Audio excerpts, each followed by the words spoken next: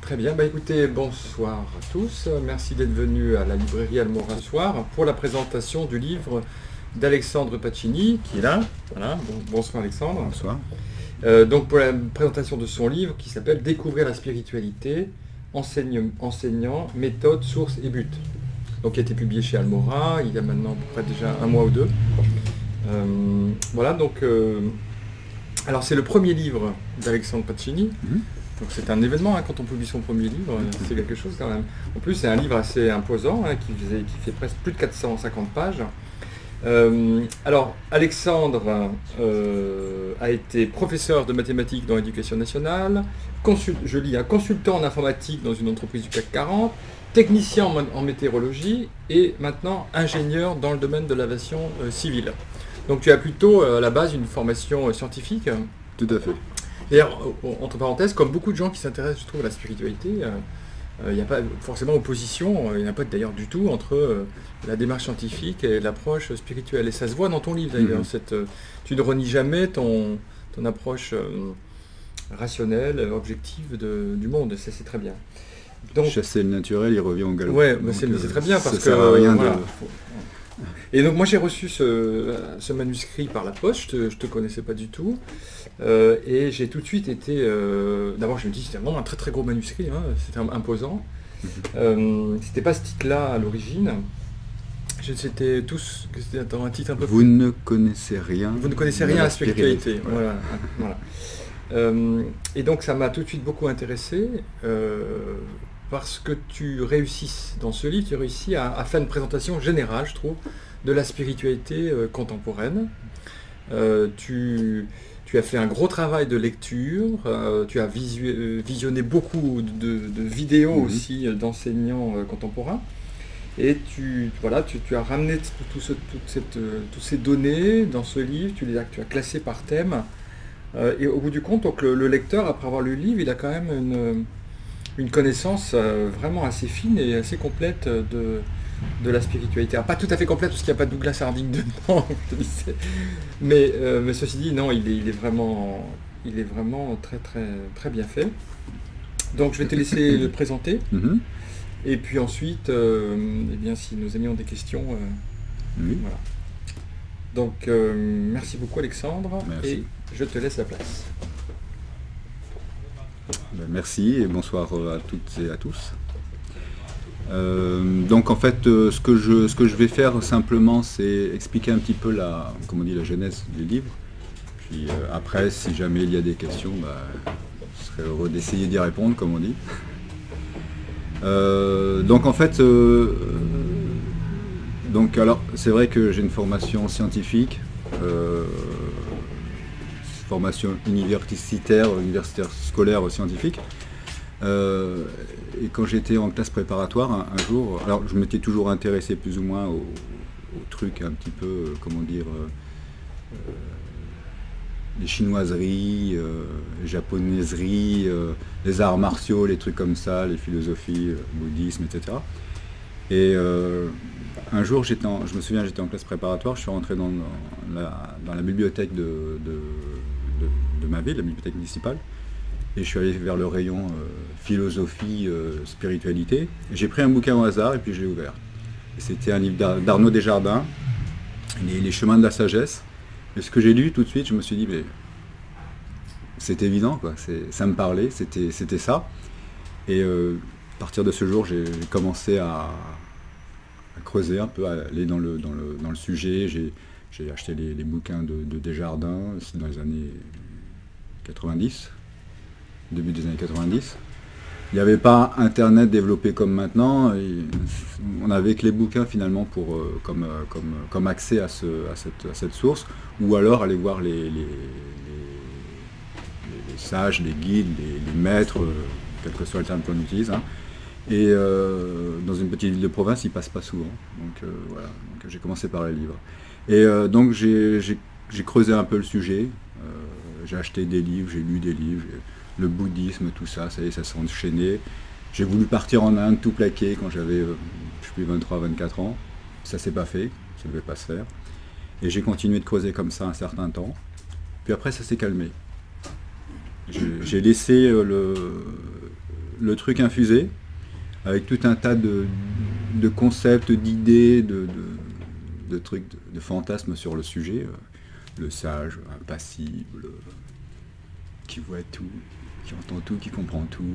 Son truc blanc, là, comme ça, comme on voit parfois dans les images d'Épinal. Et j'ai laissé passer un certain temps, j'ai fait d'autres choses, donc il fallait que je mange, hein, donc j'ai bossé. Entre-temps, je me suis même marié, j'ai divorcé, hein, c'est le cycle complet. Et à la fin de ma vie commune avec mon ex-femme, c'est rigolo parce qu'un jour, on était venu dans Paris, et on était allé dans une librairie et j'avais dit tiens, j'achète un bouquin Desjardins parce que j'aimerais que tu le lises. Elle s'intéressait un petit peu au sujet, un petit peu ce genre de sujet. Et alors elle l'a jamais lu et c'est moi qui l'ai retrouvé quelques années plus tard et c'est moi qui l'ai relu. Donc je me suis replongé en fait dans le sujet. Et donc j'ai acheté le livre pour elle, enfin en pensant que c'était pour elle, en fait c'est pour moi. J'y suis retourné comme ça. Et là, à nouveau, ça a été un plongeon, mais alors là, encore beaucoup plus profond. Vraiment, beaucoup de lectures encore. Là, il y avait Internet, là, c'était dans les années 2000, je sais plus, 2010 à peu près. Donc bon, bah, là, on avait Internet, on avait YouTube avec des dizaines de vidéos, donc j'ai pu vraiment explorer une grande partie de ce qui se faisait à l'époque et de ce qui se fait encore maintenant. Hein.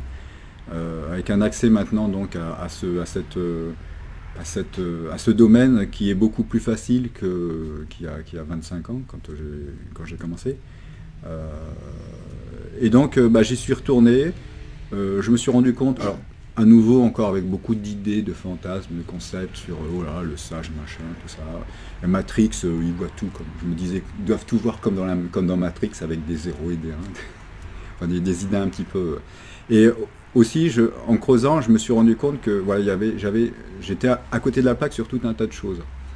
Et je me suis dit, si ça m'est arrivé, ça a dû arriver aussi à un certain nombre de personnes, de s'imaginer des trucs sur ce qu'est la spiritualité, comment vit le sage, sa vie, enfin la façon dont il vit sa vie.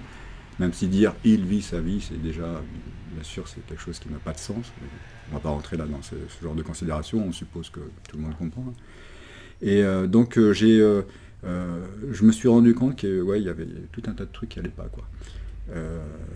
Et le fait d'avoir commencé quand j'avais 20 ans, donc il y a plus de 25 ans, d'avoir laissé mûrir, d'être revenu, d'avoir lu des dizaines de livres, regardé des dizaines d'heures de vidéos,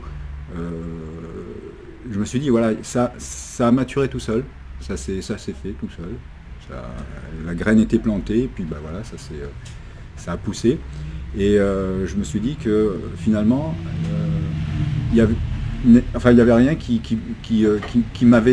aurait pu m'expliquer ce que m'empêcher de tomber peut-être dans ces entre guillemets ces pièges que le mental s'était lui-même fabriqué, quoi. Et donc je me suis dit un jour ce serait peut-être bien de synthétiser tout ça. Alors en parallèle, il y a quelques années, j'ai commencé à fréquenter des forums grâce à Internet, sur tout et n'importe quoi, et j'ai vu pas mal de discussions avec des gens très rationnels, très scientifiques, c'est bien, il en faut, et dès que ça tombait sur ces sujets de la spiritualité, la religion, je voyais bien aussi qu'il y avait un amalgame, un mélange, ça partait dans tous les sens, le bon Dieu avec sa barbichette, oui mais ça n'existe pas, quand même, s'il existait il ne laisserait pas les guerres, tout ça, tous les poncifs du genre. Et je me suis beaucoup battu avec un certain nombre de personnes qui étaient très sûres d'elles-mêmes sur l'aspect scientifique, rationnel, ce que je ne renie pas, hein, au contraire, bien sûr, c'est quand on connaît son truc, il n'y a pas de problème. Par contre, je voyais que concernant ce qu'on appelle la spiritualité, ou ce que moi j'ai défini comme étant la spiritualité, c'est-à-dire ce dont parlent les sages que je cite, on va en trouver un certain nombre ici, voilà. Ce sujet-là, j'ai vu, il était complètement méconnu aussi, même de ceux qui pensaient pouvoir en dire quelque chose, notamment que la science dit que c'est des conneries. Certes, la science dit que c'est des conneries sur certaines choses, mais la science ne peut pas parler de cela. Et déjà arriver à faire comprendre ça à des esprits rationnels qui sont pris dans leur façon de penser et qui n'arrivent pas à en sortir, je dis, c'est un sacré travail. Donc là, j'ai commencé aussi à rédiger, parce que j'écrivais beaucoup de choses sur les forums, et puis je voyais à chaque fois, 2 semaines après, une nouvelle personne, il fallait que je refasse tout. Je me suis dit, bon bah voilà, là aussi, c'est le moment de s'y mettre. J'ai commencé à rédiger quelque chose, c'était en octobre 2016. Pendant 3 mois, j'ai jeté les bases. Après, j'ai fait autre chose. J'ai laissé tomber pendant peut-être 8-9 mois. Je suis retourné encore pendant 3 mois à fond, 3-4 mois, 5 mois. Puis après, j'ai commencé à faire relire. Et puis en mai de l'année dernière, j'ai proposé le manuscrit aux éditeurs. Donc voilà, c'est un petit peu la genèse du livre, avec un parcours qui est ce qui est, hein, ni exemplaire, ni... enfin voilà, c'est quelqu'un d'autre, dans un autre bouquin, il va décrire quelque chose de complètement différent. Voilà, il n'y a pas de voie imposée, hein, pas de diplôme. Et aussi donc avec cet arrière-plan que vraiment beaucoup de gens en parlent, et finalement très très peu de gens savent ce qu'il y a derrière. Et c'est pour ça que le titre que j'avais donné, qui était un peu provocateur au départ, le manuscrit que j'ai envoyé, c'est qu'il disait « Vous ne connaissez rien à la spiritualité ». C'était un peu pour dire beaucoup de gens pensent savoir, et finalement on se rend compte que quand je dis beaucoup, c'est, je veux dire, 95-99% de la population a une idée de Dieu, de la religion, tout ça qui est complètement image d'Épinal. Dieu, il est là-haut avec sa barbe blanche. Puis alors, s'il est comme ça, ça peut pas être celui du Coran ou celui du... Que dit la science? Donc voilà, c'est un petit peu ce que je voulais dire à propos de comment le livre est arrivé. Je ne sais pas si c'est suffisant pour la partie présentation. Ou si... Moi, peut-être pour nous éclairer sur les ce que tu as appelé les pièges ou l'incompréhension dans la spiritualité. Qu'est-ce qui était, d'après toi, vraiment le moins bien compris? Qu'est-ce que tu as voulu éclairer en fait? Je dirais tout. L'idée de ce qu'on appelle Dieu, divin, alors c'est un des pièges, c'est ne pas voir que le bouddhisme, qui va utiliser un certain nom, une certaine forme, la vacuité ou je sais pas quoi, ou Bouddha, ou le christianisme, Dieu, ou Allah, ou le cela de l'hindouisme, ne pas comprendre que ça désigne, ça pointe vers la même chose.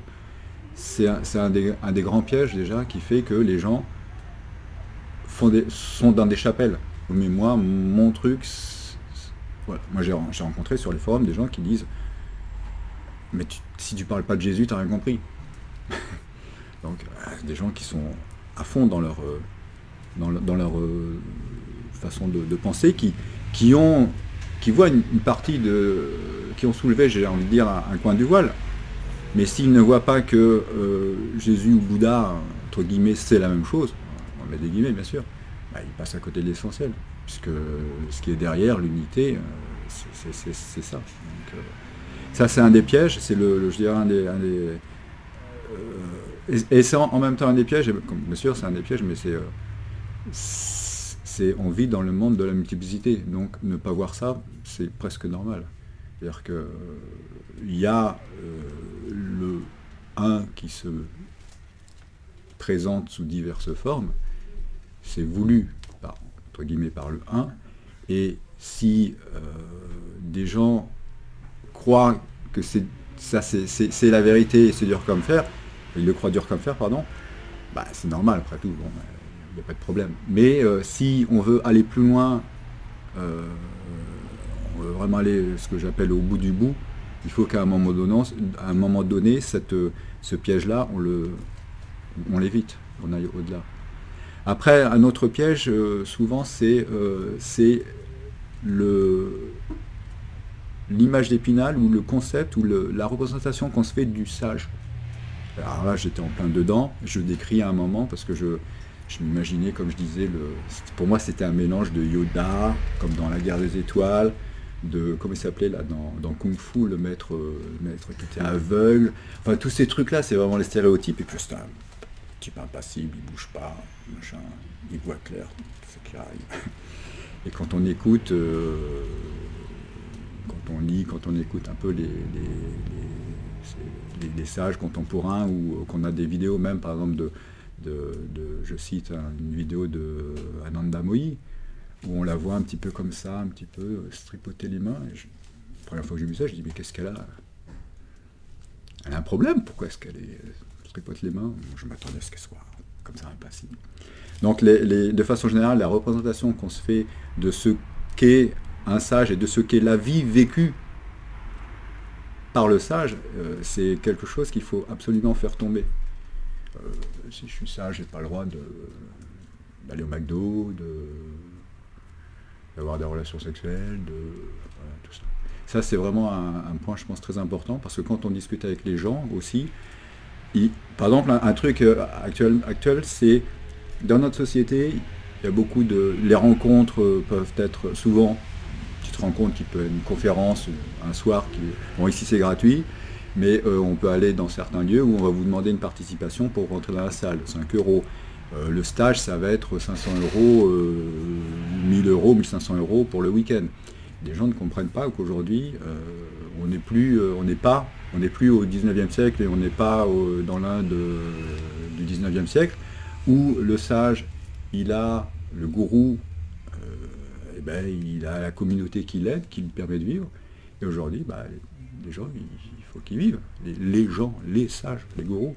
Et donc, ils demandent de l'argent. Ça, pour certains, c'est un scandale. Le gourou ne doit pas demander d'argent. Ça doit être gratuit. Tout doit tomber du ciel. À l'heure d'Internet, voilà, c'est des exemples de ce qui me vient à l'esprit là tout de suite. Et comment est-ce que tu définirais la spiritualité dans ton livre? Puisque c'est découvrir la spiritualité, alors ce serait quoi au fond, en quelques mots? Comme je dis, la spiritualité, c'est ce dont parlent les sages que je cite. Les gens, les sages, les guides, les enseignants, les maîtres, les gourous, quel que soit le nom qu'on donne. C'est ce dont ils parlent. C'est-à-dire, je ne vais pas la définir en quelques mots de façon, comme on dit,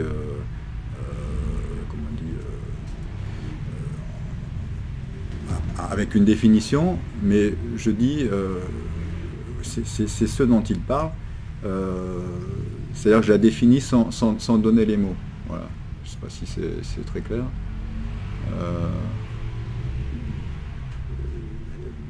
Spiritualité, c'est un autre piège d'ailleurs, c'est de dire sur les choses de l'esprit.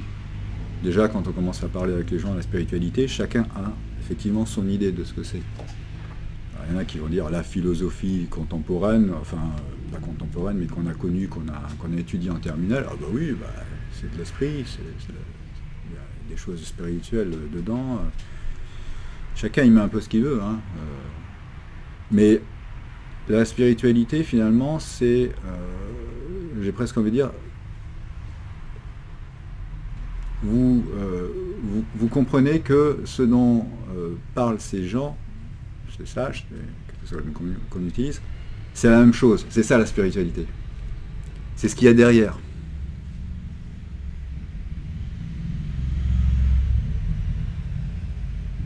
C'est-à-dire il faut y aller, il faut aller voir. Parce que dans le livre, tu parles beaucoup d'éveil quand même, en fait. Oui. Donc c'est peut-être ça la spiritualité. Ou pas? Oui. Je sais pas si c'est une. Enfin, quel que soit le mot, de toute façon, l'éveil, c'est quoi? Ça va pas être plus facile à définir que la spiritualité. Donc, on va remplacer un mot par un autre. C'est le truc commun. Voilà. Pour moi, c'est le truc commun. C'est le domaine, la discipline, je sais pas comment on pourrait appeler ça, qui est tous ces gens-là qui ont souvent aussi fait une certaine recherche, une sadhana. Ils cherchaient quelque chose. Comme tout le monde, en fait. On cherche tous la même chose.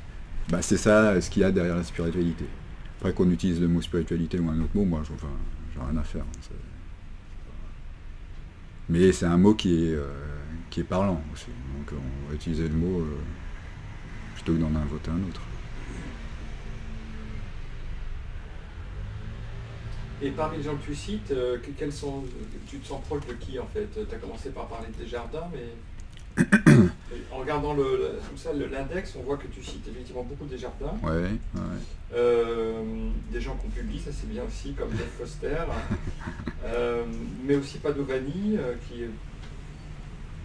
qu'on connaît surtout pour les vidéos. Hein.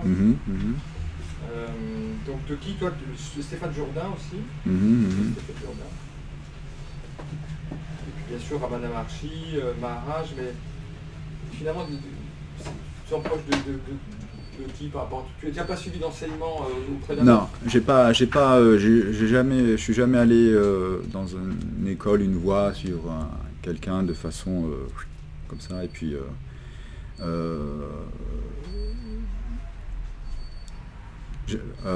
ça s'est pas fait, bon, voilà, c'était pas pour l'instant mon chemin. Après, si je peux, enfin, je sais pas quel terme utiliser, le truc qui m'a attiré tout de suite, c'est ce qu'ils appellent la voie directe. C'est vraiment parce que moi je suis fainéant. J'ai fait des maths, et quand on fait des maths, on cherche toujours le plus court chemin pour aller vers la solution. Puis moi, c'est ça qui m'intéresse encore actuellement. Quel est le plus court chemin pour aller vers ce dont on parle, vers ce dont ils parlent tous. Et le plus court chemin, on dit, c'est la voie directe. Donc Maharaj, effectivement, Ramana Maharshi, aujourd'hui encore tout un tas d'autres. Karl Renz, par exemple, est très... Krishnamurti, Uji Krishnamurti. Alors c'est Karl Renz qui a publié un livre qui s'appelle Le Tao Radical. Krishnamurti parlait beaucoup, voilà. Ce mot m'attire beaucoup, radical. On tranche avec tout ce qu'on croit savoir, tout ce qu'on raconte, tout ce qu'on dit, tout ce que machin. Non, tout ça, on fait table rase, c'est radical. Il n'y a rien, voilà. On arrive tout de suite dans le truc, il n'y a pas plus direct. Alors on vit, on a tous nos activités, ça aussi c'est ce que je disais tout à l'heure, il ne faut pas tomber dans le piège. Après moi je vais chercher un truc pour manger, ce sera peut-être un McDo, je sais pas. On verra. Donc non, la macrobiotique et tout ça, oui bon bah oui, c'est bien, mais donc non, on vit, on vit là dans le monde, mais il faut savoir que ce qu'on cherche, c'est pas ça.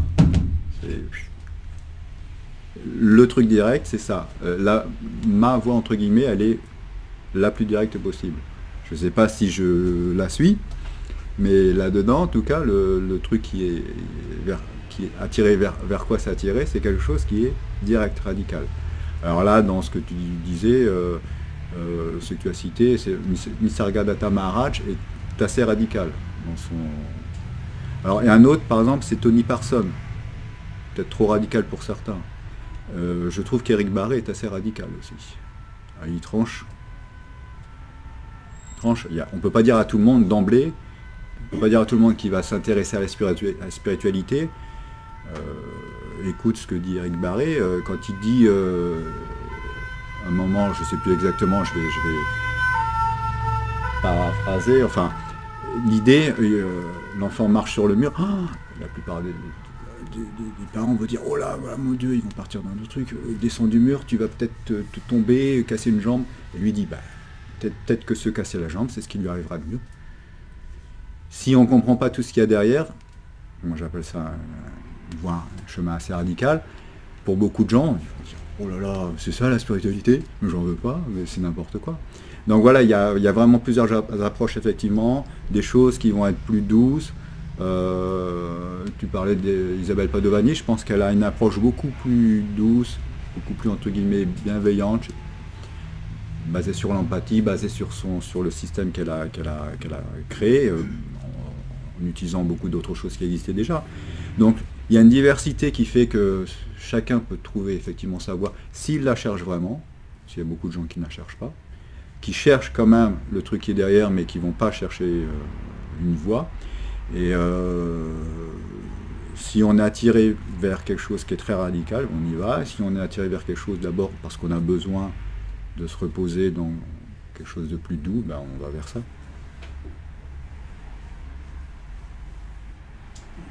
J'avais une question là. Donc, vous avez dit que vous avez lu beaucoup de livres, visionné beaucoup de vidéos.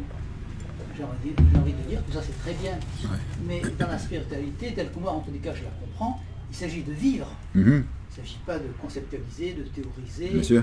Il s'agit d'une expérience. Alors le mot expérience aussi, je sais qu'il est contesté, mais bon, j'en ai pas de meilleur pour l'instant et je crois que vous comprenez ce que je veux dire. Il s'agit quand même de vivre quelque chose. Les sages en question dont vous parlez, les gourous, les maîtres, tout ce qu'on veut, ils sont censés vivre quelque chose. Enfin, en tous les cas, ils ont une vision du monde qui n'est pas tout à fait celle des gens qui ne sont pas dans cette expérience, justement. Alors, ma question est un peu indiscrète. Donc, vous avez visionné des vidéos, vous avez lu beaucoup de livres, mais est-ce que vous avez vécu cette expérience? Et comment ça s'est passé? Plusieurs fois? Est-ce que c'est une expérience qui dure? Est-ce qu'il y a eu des va-et-vient? Est-ce qu'elle s'approfondit? Est-ce que vous pouvez nous parler un peu de ça? Alors, ce dont je cite à la fin du livre, il y a des témoignages, voilà, il y a une dizaine de témoignages, je ne sais plus, voilà. Quelques récits de ce qu'on appelle l'éveil. Je ne me suis pas mis dedans. J'explique également au début du livre, non, c'est pas la peine de venir me voir et puis de me demander des conseils de quelle voie suivre. Je ne prétends pas, Alexandre ne prétend pas avoir fait le grand éveil, le grand saut, quel que soit le terme qu'on appelle ça. Je n'ai pas eu d'expérience. Alors, c'est toujours la même chose. Quand je dis je n'ai pas eu d'expérience, qu'est-ce qu'il va dire je? Le je qui aura envie de dire j'ai une expérience, de toute façon, ne sera pas là quand l'expérience se fera. Donc, on est toujours un peu dans le... Donc, concernant moi, Alexandre, non, je prétends pas être le sage des années 2020 qui va faire animer tous les stages et qu'il faut venir voir. Par contre, ce que je fais souvent, ce que je dis souvent, même quand je parle justement sur les forums aux gens, je leur dis mais par contre, moi je vais te donner une liste, va lire, va voir, va écouter, va rencontrer ces gens-là, ils sont accessibles. C'est ça que j'incite à faire. Donc après, pour revenir à la question de l'expérience, où c'est la pratique en fait. Je pense que c'est ça aussi la question derrière. Effectivement, conceptualiser, avoir du blabla, blabla dans sa tête, c'est un autre piège. C'est Desjardins qui dit ne vous laissez pas prendre par une formule de Maharaj ou d'un tel, même si elle est très belle. C'est vrai qu'on a envie de oh là là, comme c'est beau, je suis tout, je suis rien, je suis cela, machin, tout ça, c'est génial. Enfin, si on reste à ça, effectivement, on n'a pas commencé. Donc après la pratique, ça dépend de la voie qui vous attire. Si c'est une voie radicale, vous allez mettre en pratique un petit peu ce que dit Maharaj, ce que dit Ramana Maharshi, ce que disent les uns et les autres. Voilà. Puis si c'est plus une voie bouddhiste, alors je connais des gens qui suivent Amma, donc on leur a donné un mantra à réciter, ils ont un petit hôtel, voilà, ils font leur pratique. Et c'est indiscret de vous demander quelle est votre pratique à vous, si vous en avez une? Je dirais que je n'en ai pas. C'est tel que je le conçois, la méditation constante. C'est-à-dire revenir le plus souvent à ce qu'on appelle l'instant présent, au corps, et puis se demander, comme disait Ramana Maharshi, qui est là, qui pense ça, qui voit ça, qui entend cela, et toujours revenir à ce que, pour faire le lien aussi, comme je disais, tout le monde parle de la même chose. Isabelle Padovani, elle parle de l'arrière-plan et de l'avant-plan. Donc revenir plus à ce qui est dans l'arrière-plan. Il n'y a pas de pratique corporelle chez vous? Non.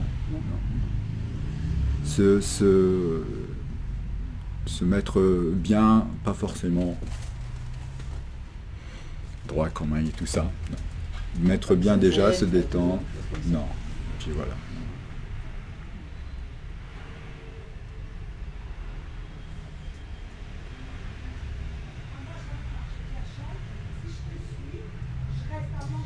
Et est-ce que vous faites une distinction entre l'éveil et la sagesse?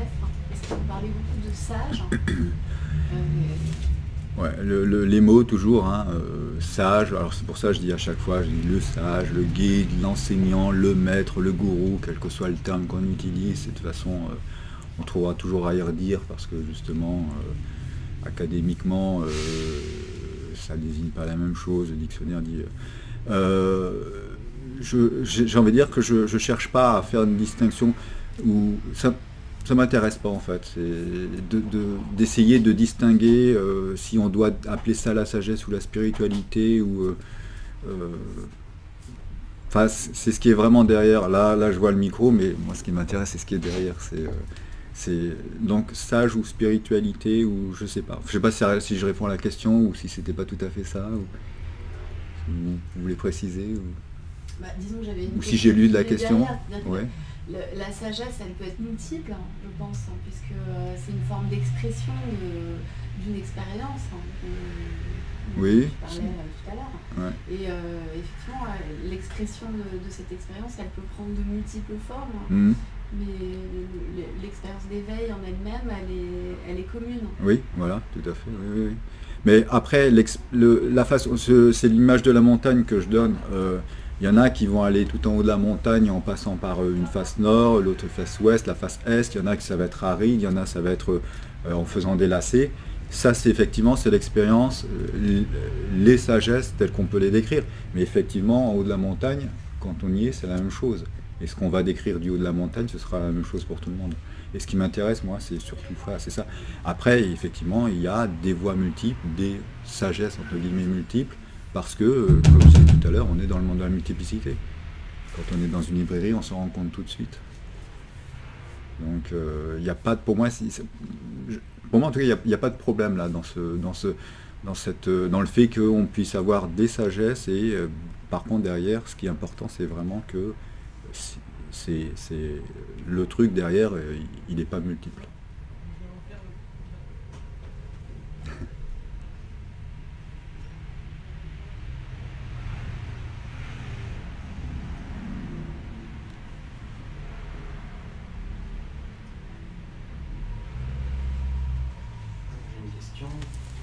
Qu'est-ce qui vous pousse à vraiment aller comprendre l'éveil? Qu'est-ce qu'il y a derrière?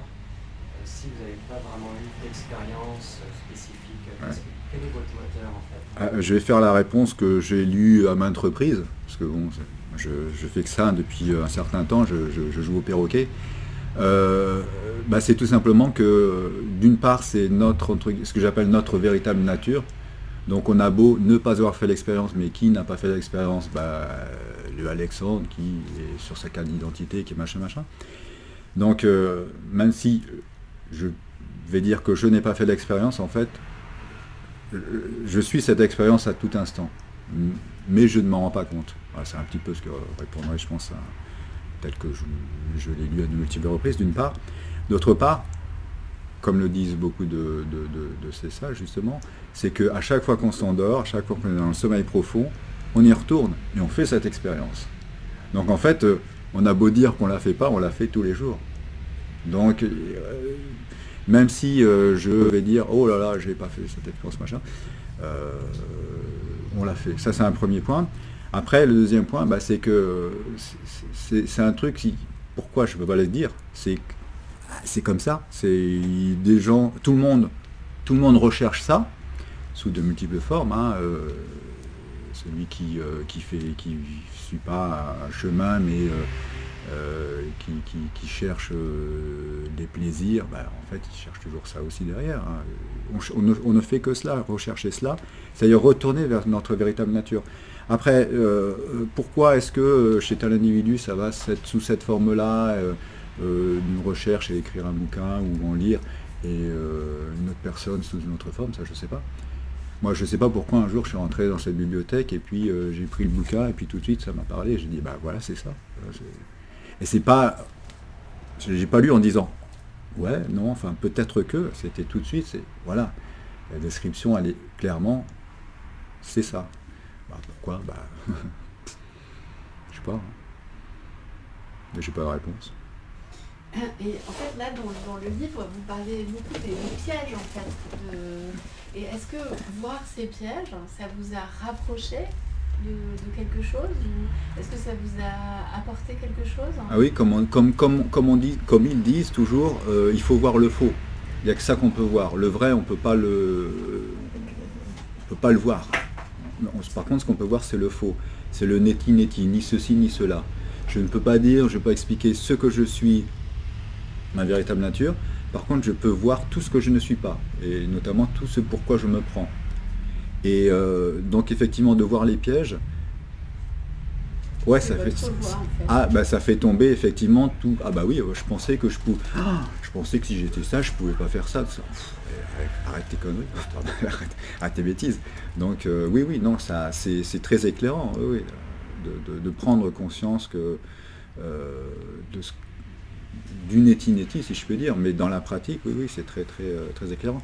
Et en parallèle, j'ai suivi également l'approche à l'époque, on les appelait Prabha et Bruno, qui ont publié un livre aux éditions Almora, qui s'appelle Moi et moi-même. Moi et moi-même. Moi-même, M-O-I, M'-A-I-M-E. Et Prabha, c'est par Prabha que j'ai connu Uji Krishnamurti, puisqu'elle l'a rencontré, elle l'a connu dans les années 90 avec Stéphane Wolinski. Et son travail, c'est ça aussi, c'est vraiment ce qu'elle appelle la déconstruction du mental, de nos croyances. C'est vraiment aussi, toujours dans cette même idée neti-neti, de voir le faux. Je croyais que j'étais l'enfant qui a vécu ça, qui est traumatisé, machin, et puis en fait, voilà, on raconte, on refait, on écrit. Moi, j'ai écrit ma biographie sur quelques dizaines de pages, et puis à chaque fois j'écrivais, je disais, ah oui, je me souvenais pas que, voilà, je pensais que c'était arrivé, je croyais ceci, je croyais cela. Bonsoir. Et je croyais ci, je croyais cela, et je me rends compte effectivement de tout un tas de choses que j'ai crues qui ne sont pas vraies. Donc, oui, la réponse, c'est vraiment un chemin à part entière. Faire tomber tout ce que l'on croit, toutes nos croyances, les déconstruire. Déconstruction, c'est aussi la déconstruction...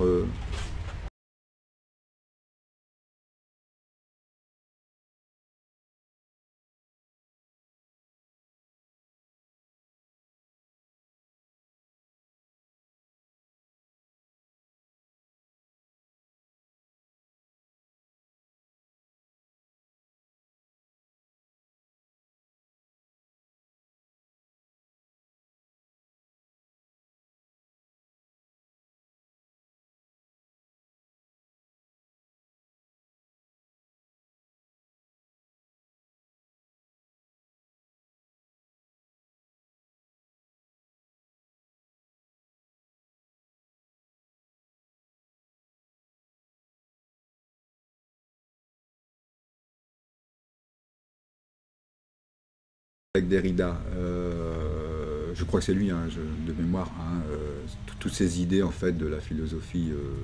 Je suis pas du tout un spécialiste, donc j'ai très vite arrêté d'en parler. Mais pour dire vraiment, c'est la même chose finalement, c'est la même idée derrière. Voir le faux, voir les constructions, voir les croyances. Et ça, finalement, c'est la même chose il y a 3000 ans, la psychologie bouddhiste ou la psychologie hindouiste. Donc pour répondre moi je dirais oui complètement, c'est la réponse, oui, c'est de voir tout ce qu'on croyait, toutes les erreurs tous les pièges dans lesquels on était tombé à propos de la spiritualité, et à un moment, dire oui, c'est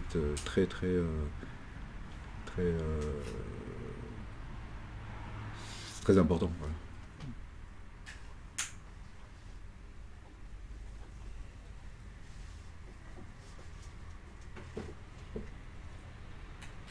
Et là, quand on enlève tout le faux, comme ça, comme tu le dis, par neti, pas ceci, pas cela, est-ce qu'à un moment donné, il y a une expérience ou tu penses que ça continue toujours parce qu'au finalement, peut-être il y a toujours du faux à enlever, ça peut être aussi un piège, quoi. Ça peut être un piège aussi. Oui, alors, il y a la déconstruction ou le chemin. De toute façon, je cite également Maharaj, entre autres, et d'autres, hein, le mental, l'activité mentale, l'activité électrique du cerveau, produit tout ça, sera toujours là, tant qu'on a envie. Le mental, cette partie-là qui nous fait faire des tas de choses, une fois qu'on les a faites, parfois on se demande pourquoi on les a faites, sera toujours là. Ça ne disparaîtra jamais. Maharaj le dit, lui, même des années après, il dit de temps en temps je vois qu'un truc revient, et il dit par contre, je n'en prends pas possession. Je dis, ça ne me concerne pas. Donc, on peut faire, il aurait pu dire, je continue ainsi de faire de la déconstruction. Donc, à un moment donné, effectivement, vous voyez quand même que plein de choses sont tombées. Et quand c'est tombé, quand vous avez vu que c'était faux, c'est pas en général, c'est le témoignage, l'expérience de tout le monde qui a vécu ça, c'est on ne se refait plus avoir. Donc après un moment, effectivement, peut-être, je ne sais pas, je suis peut-être pas arrivé encore suffisamment au bout, je dirais, bon, c'est fini, je laisse tomber, j'ai plus besoin. Mais le fait de déconstruire, si on est vraiment dans cette... si on le fait entre guillemets bien, c'est pas un piège. Il n'y a pas... À un moment, on dira, ça s'arrêtera de soi-même. J'en suis convaincu, en fait, là-dessus. Il n'y a pas de... C'est pas... Par contre, si on commence à croire qu'on travaille sur soi, entre guillemets, qu'on croit qu'on fait des trucs, et qu'alors qu'au contraire, on en rajoute des couches, comme c'est souvent le cas dans beaucoup de domaines du développement personnel, où, comme dirait Prabha, on renforce le moi, puisque c'est du développement personnel, c'est le développement de la personne. Là, effectivement, il y a un piège parce qu'on peut se dire, comme je l'ai vu souvent dans les discussions sur les forums, oui, mais moi je suis de la spiritualité, je fais telle technique, tel machin, je vis des expériences, Et en fait, on se rend compte que la personne s'enfonce, au contraire, elle renforce son activité mentale, autoréférentielle, le moi, le jeu. Donc ça dépend. C'est pour ça que je fais toujours la distinction. Est-ce qu'on fait du développement personnel? Pas mal, hein, il n'y a aucun mal là-dessus, hein, là-dedans. Ou est-ce qu'on est dans une démarche vraiment orientée vers la spiritualité? Et dans ma démarche à moi, comme ce que j'ai dit, c'est radical.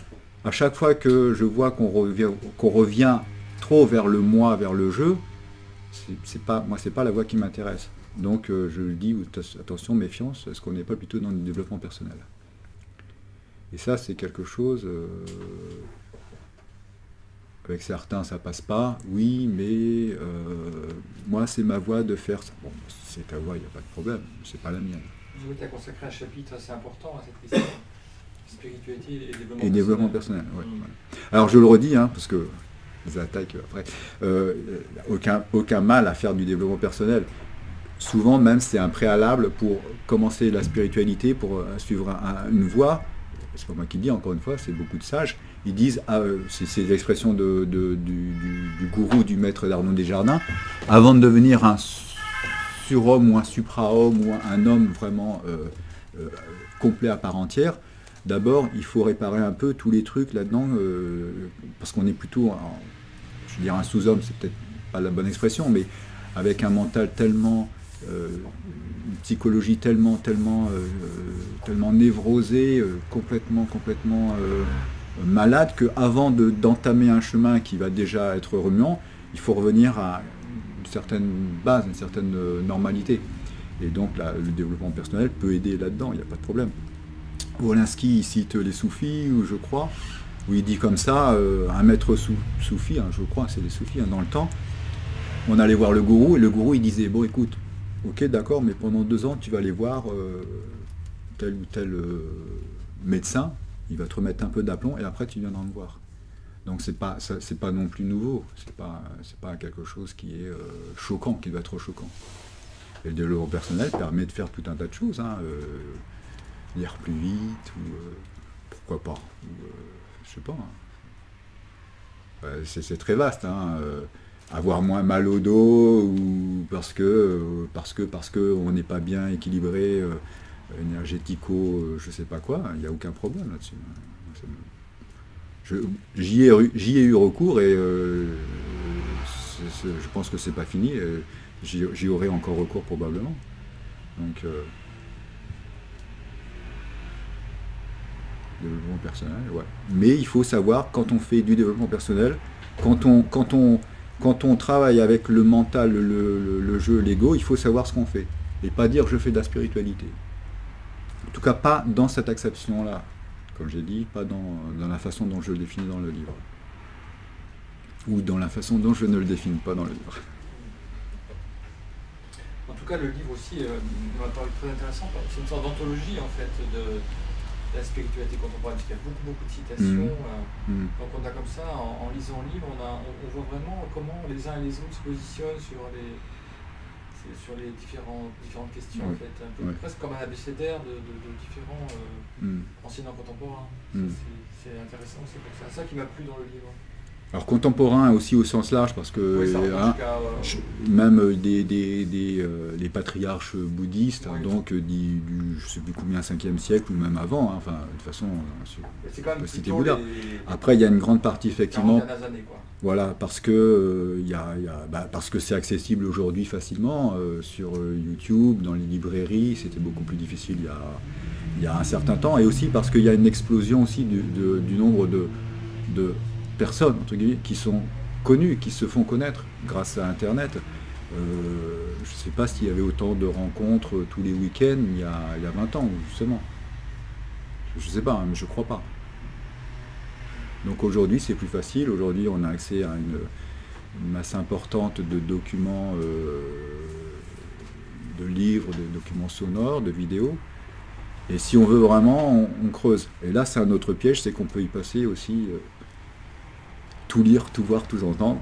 Ah oui, mais pas encore, il me reste encore 50 vidéos de je sais pas qui là. Padovani qui en fait des centaines. Padovani ou d'autres. Hein. Le piège, c'est de penser qu'il y a quelque chose à comprendre, alors que c'est quelque chose à vivre. Oui. Alors, à vivre, certes, mais il y a aussi, je crois, ça peut aider une compréhension à avoir justement pour éviter certains pièges. Ouais, c'est ce que tu dis. Ouais. Oui. Mais c'est vrai que souvent, dans les voies, il y a 2 directions. Il y a la direction des obstacles, effectivement. Là, on montre les obstacles, mais il y a aussi la direction positive, entre guillemets, qui est de faire goûter, en fait, l'expérience, d'ouvrir à cette présence. Alors, on peut faire des expériences, avoir effectivement une pratique très corporelle, comme dans le tantrisme, où on fait beaucoup de yoga, de ressenti, des choses comme ça, c'est la base. Il y a Eric Barré, Daniel Audier, enfin plein de gens qui en parlent. Après, on sait bien aussi, quand on est allé un petit peu dedans, on a creusé la question, que de toute façon, aucune de ces pratiques ne déclenchera quoi que ce soit. Ça arrivera parce que ça doit arriver, et si ça ne doit pas arriver, je ne sais plus qui disait, le conducteur du train, à un moment donné, il n'avait jamais entendu parler de spiritualité, et hop, il s'est retrouvé, voilà, quatrième dimension. Des outils pour y revenir après. Alors après, effectivement... Il peut y avoir des expériences spontanées d'ouverture, mais la voie, c'est donner aux gens des outils tout à fait. Pour y revenir. Et c'est pour ça que c'est pour ça aussi à une personne qui a lu le livre quand j'étais en train de l'écrire, on m'a dit j'aurais aimé avoir effectivement un livre comme ça. Peut-être que ça m'aurait permis de comprendre certaines choses. Et je crois que c'est Nicole Monterini que je cite, où je sais plus, une autre personne qui parle d'une personne qui a effectivement vécu l'expérience, enfin pas la personne qui a vécu l'expérience, mais l'expérience a été vécue, et la personne s'est retrouvée devant des psychologues, des psychiatres pendant un certain nombre d'années, parce qu'elle ne pouvait pas expliquer. Et c'est aussi un des buts, comme je disais dans le livre, c'est si ça peut éviter, si on peut éviter ça à certaines personnes, ce sera bien. Bon. Toujours, enfin pour dire, voilà, effectivement,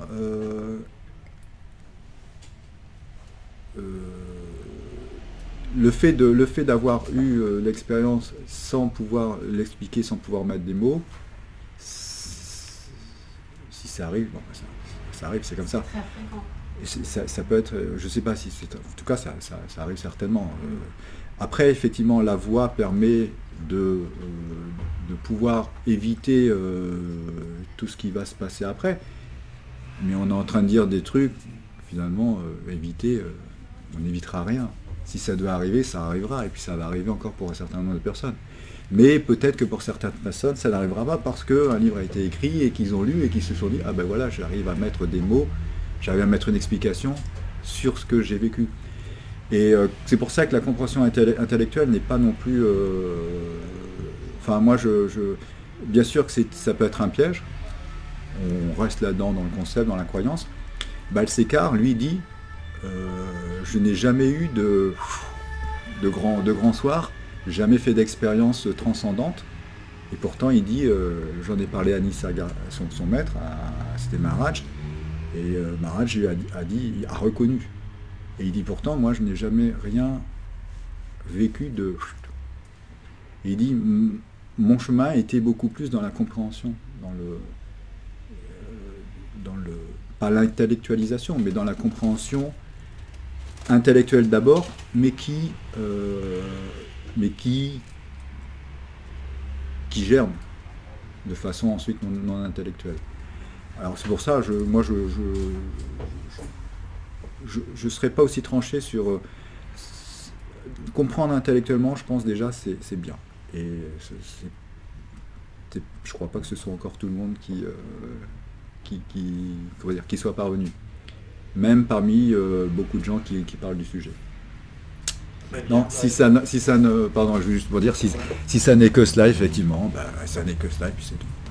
C'est déjà beaucoup et moi, je vous invite à découvrir ce livre parce que c'est un gros travail que tu as fait d'éclaircissement, de choix de texte, et ça, je suis sûr que c'est pour ça qu'on l'a édité d'ailleurs, on a besoin aussi de livres qui nous permettent de voir un peu plus clair dans ce que proposent tous ces auteurs contemporains. Donc, une question. Alors, si j'ai bien compris, vous essayez de définir, sans définir une spiritualité qui serait sans artifice, ou en dehors j'appelle ça des artifices, mais c'est que le commun des mortels imagine en parlant de spiritualité. D'accord. Pourtant, j'ai le sentiment que dans l'histoire de la spiritualité, ça a toujours été un peu entremêlé, les artifices et la voie directe. Et du coup, vous dites aussi que vous citez des auteurs plutôt contemporains dans les 40 dernières années. Est-ce que cette voie directe dénuée d'artifice, elle est pas récente dans l'histoire de la spiritualité? Non, je crois pas. Non. Les deux, je pense, enfin, il y a... Parler de voie directe et de voie indirecte, c'est encore du concept. À un moment donné, de toute façon, il y aura un truc qui sera direct et qui sera complètement... voilà. Au contraire, dans ce que je me souviens, c'est ce qu'expliquaient par exemple des gens comme Ananda Moyi, qui étaient vraiment dans une tradition. L'Inde de première moitié du XXe siècle, du milieu du XXe siècle, on va dire, très prise dans les histoires de caste, de respect du gourou, etc. Elle explique que toutes ces pratiques-là, au bout d'un moment, c'est juste pour occuper une personne qui ne peut pas faire autrement, qui n'est pas prête à un moment à voir que c'est direct.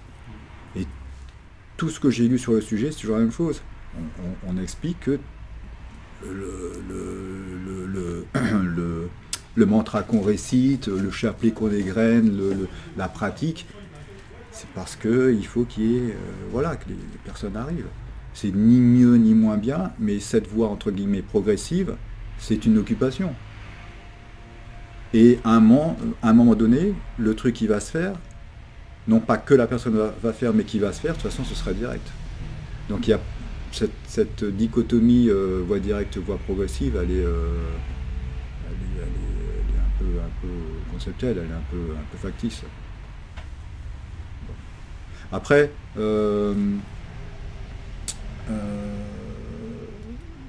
sur la question, est-ce que c'est récent ou non, je ne crois pas que ce soit récent parce que